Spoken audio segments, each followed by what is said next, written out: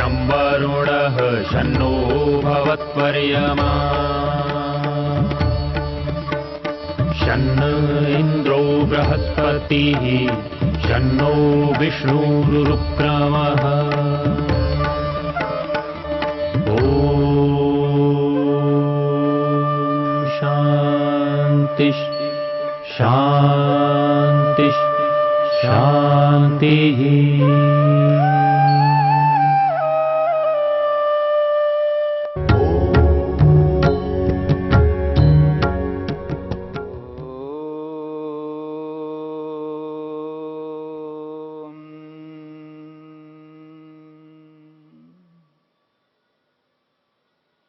मन को रोकने के उपायों पर विचार चल रहा है। महर्षि पतंजलि ने मन को एकाग्र करने के अलग अलग उपाय हमारे सामने प्रस्तुत किए हैं।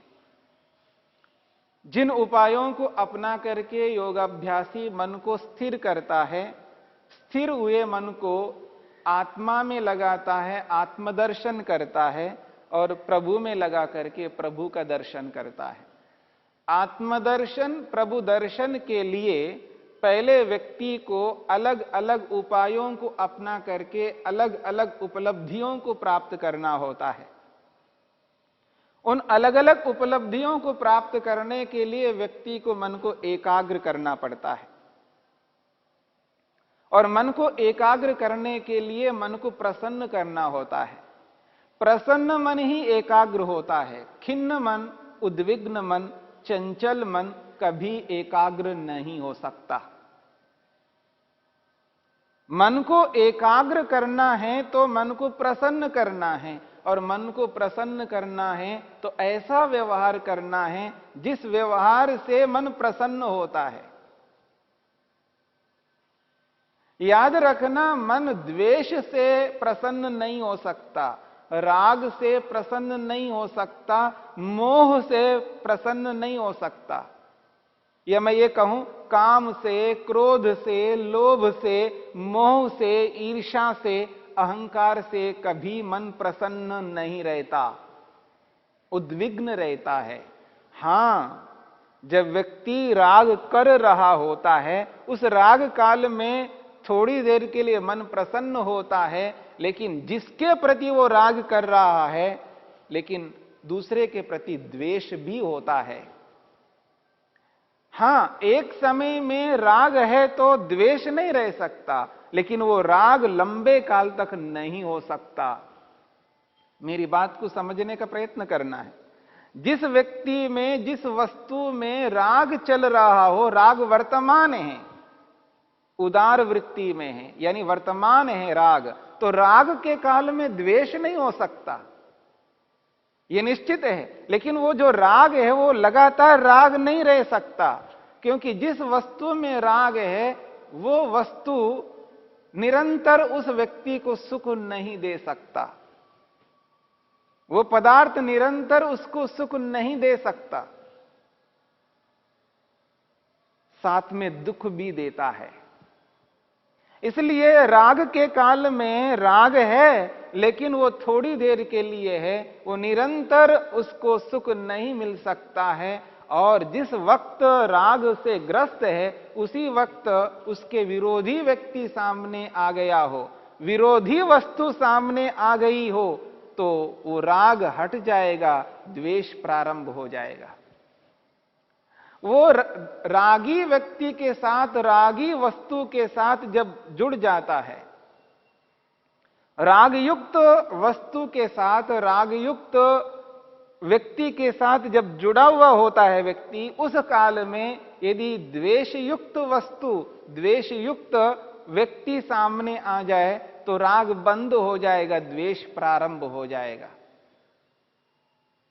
इस बात को समझने का प्रयत्न करना। और दोनों सामने हो और जिस वक्त राग वाले पदार्थ के साथ जुड़ता है तो राग होगा, और निरंतर राग वाले पदार्थ के साथ नहीं जुड़ सकता, क्योंकि एकाग्रता नहीं है। याद रखना, मेरी बात को समझने का प्रयत्न करना। राग वाले पदार्थ के साथ जुड़ रहा है, उसको अच्छा मान रहा है, उससे सुख भी मिल रहा है, लेकिन वो निरंतर उस वस्तु के साथ इसलिए जुड़ नहीं सकता क्योंकि एकाग्रता नहीं है। इसलिए उस वस्तु के साथ जुड़कर के उसका सुख भी लेता है, लेकिन उसके सामने द्वेष वाली वस्तु भी खड़ी है, द्वेष वाला मनुष्य भी खड़ा है। उस स्थिति में कुछ देर के लिए उसका मन उस द्वेष युक्त पदार्थ के साथ भी जाएगा तो उसके साथ द्वेष पैदा करेगा और उस द्वेष के कारण से दुख प्राप्त होता रहेगा। थोड़ी देर दुखी होता रहेगा, थोड़ी देर सुखी होता रहेगा। ये जो स्थिति है मनुष्य की, ये स्थिति पूरे संसार में व्यापक है और सर्वत्र इसी स्थिति में मनुष्य रहता है। सुखी भी हो रहा होता है, दुखी भी हो रहा होता है और मूढ़ भी बनता रहता है बीच बीच में। कभी सुखी होता है, कभी दुखी होता है, कभी मूढ़ भी बनता है। उसको एहसास ही नहीं होता है, उसको वैसा बोध ही नहीं होता है। ऐसी भी परिस्थिति आती है।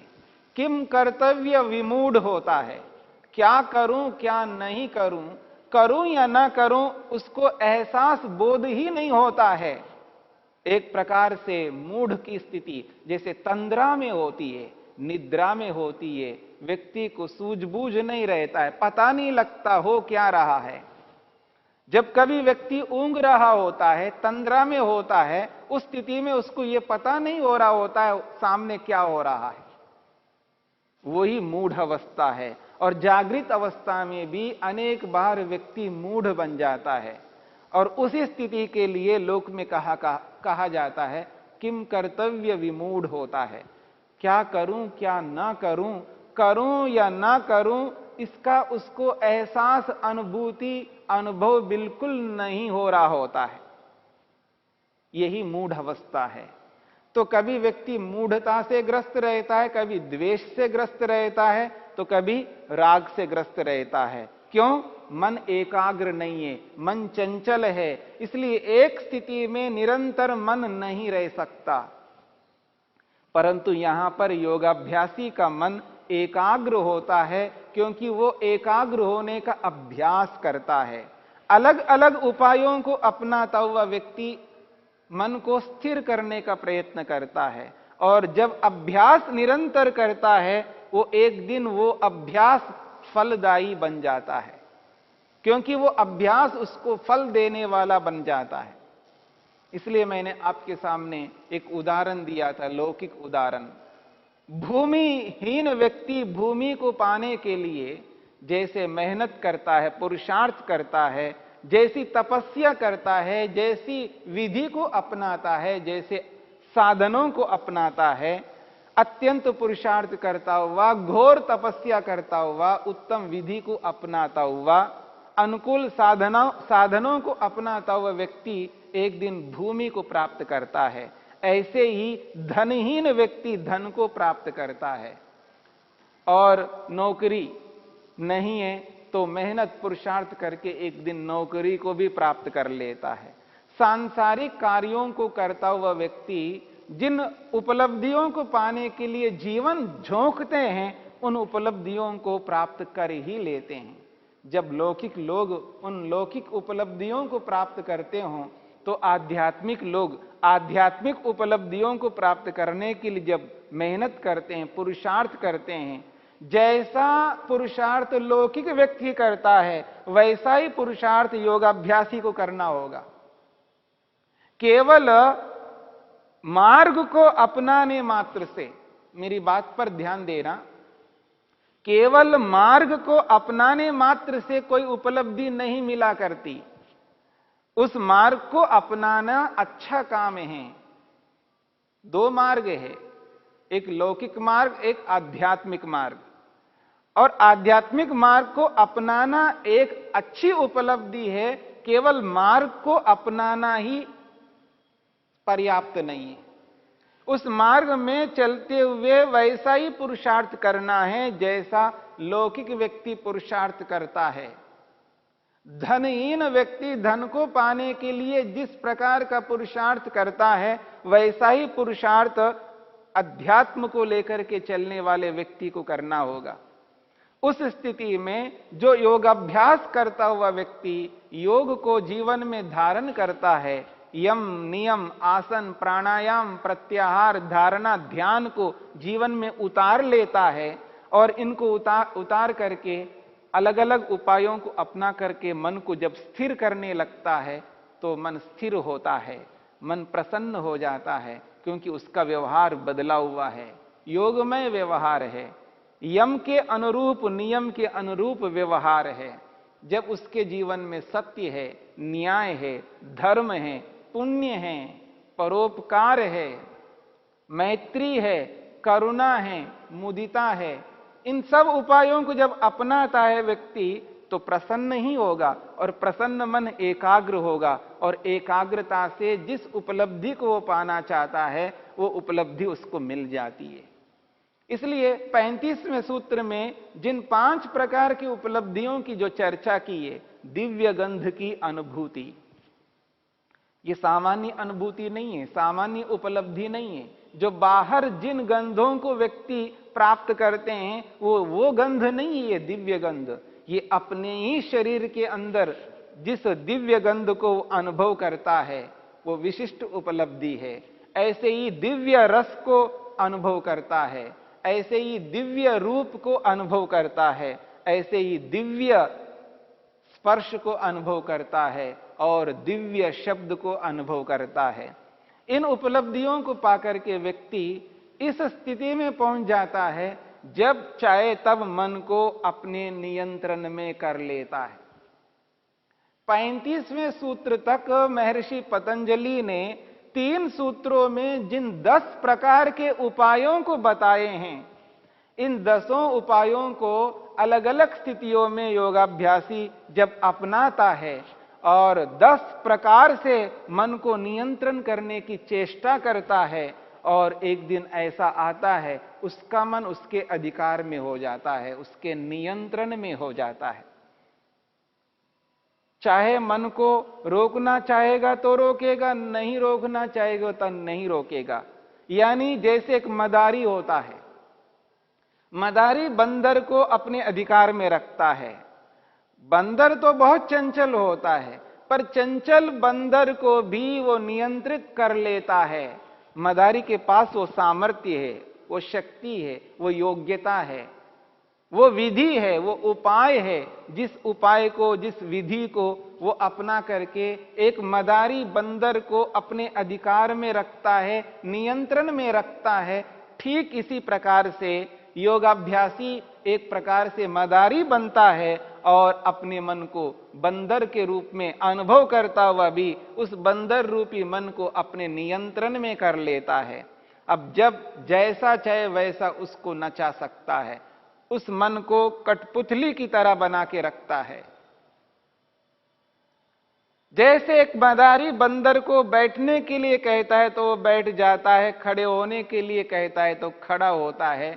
जैसा मदारी निर्देश करता है वैसा ही बंदर करता है। ठीक इसी प्रकार से योगाभ्यासी भी वैसा ही मन के साथ व्यवहार करता है, मन को जैसा चाहे वैसा चलाता है, क्योंकि अलग अलग उपायों को उसने अपनाया है। और इन उपायों को अपना करके एक ऐसी क्षमता को, सामर्थ्य को प्राप्त कर लेता है, वो मन को जिस विषय में टिकाना चाहता है उसी विषय में मन टिक जाएगा। और जब मन टिकता है तो वहीं पर वो कार्य करेगा। और मन को जो टिकाने का कार्य है, योगाभ्यासी जो करता है वो बाहर नहीं टिकाता है, मन को बाहर नहीं ले जाता है।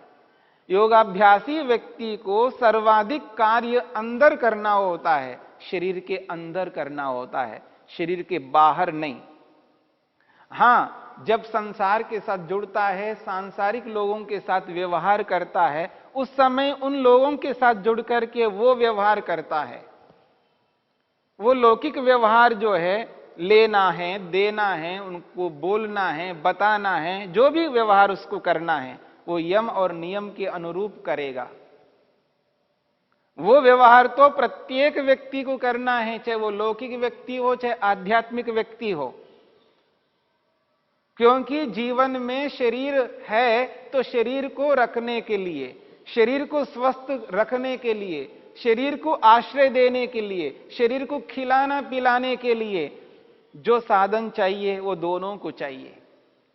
यह अलग बात है, योगाभ्यासी सीमित साधनों में रहता है और लौकिक व्यक्ति अधिक से अधिक साधनों में रहता है, ये एक अलग बात है। लेकिन एक सीमित साधनों को प्राप्त करने के लिए, जैसे लौकिक व्यक्ति जिन व्यवहारों को करके उन साधनों को प्राप्त करता है, वैसा ही अध्यात्म को मानने वाला व्यक्ति, अध्यात्म को अपनाने वाला व्यक्ति, अध्यात्म को अपनाता हुआ वह व्यक्ति भी उन कार्यों को करता है जिन कार्यों को लौकिक व्यक्ति करता है। दोनों में अंतर यह है कि वह व्यक्ति, अध्यात्म को मानने वाला व्यक्ति योग के अनुरूप व्यवहार करता है और लोक में चलने वाला व्यक्ति, लौकिक व्यक्ति, वो लौकिक स्वार्थों को पूरा करने के लिए व्यवहार करता है।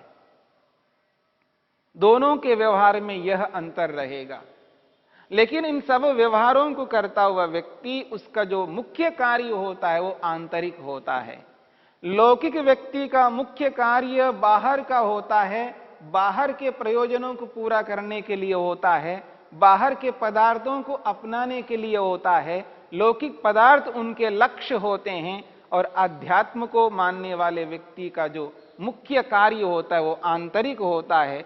शरीर के अंदर वो अधिक से अधिक कर्म करता है, शरीर से बाहर के कर्म केवल जीने मात्र के लिए करता है और उसके जो लक्ष्य होते हैं वो आंतरिक होते हैं, वो बाहर के नहीं होते हैं।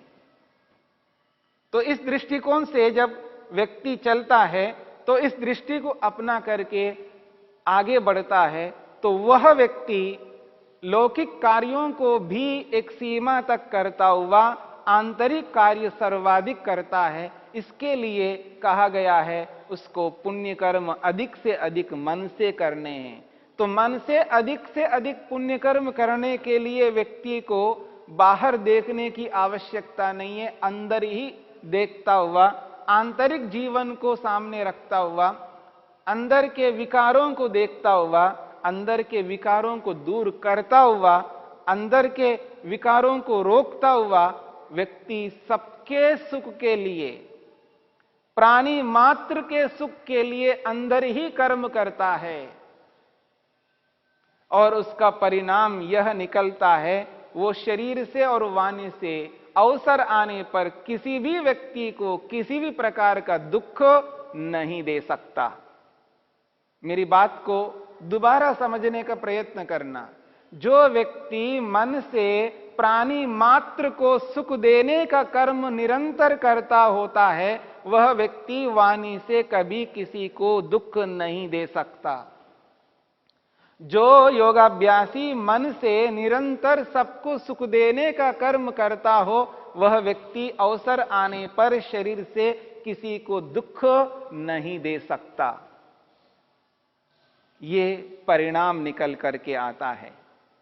जो व्यक्ति आज शरीर से और वाणी से जो दूसरों को दुख दे रहा है, क्योंकि वह व्यक्ति कभी मन से किसी को सुख नहीं दे पाया है, या यूं कहिए वह व्यक्ति मन से सबको सुख नहीं दे पाया है, और जिनको उसने मन से सुख दिया है उन्हीं को वो शरीर से वाणी से सुख देता है, और जिनको नहीं दिया है उनको दुख ही देता है। और यही परिणाम है जो शारीरिक रूप से, वाचनिक रूप से जो पाप कर्म दुनिया में अधिक होते जा रहे हैं। इन पाप कर्मों को रोकने के लिए मानसिक कर्म को बदलना होगा, और यह बदलाव योगाभ्यास के माध्यम से होगा। इसी बात को हमें समझना है।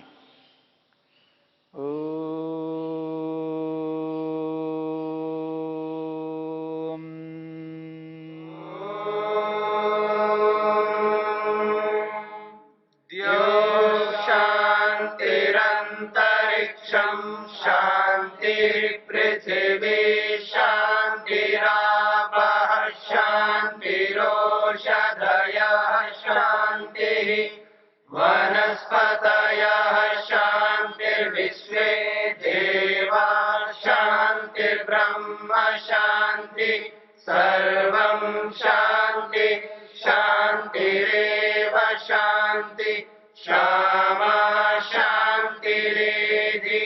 ॐ शांति शांति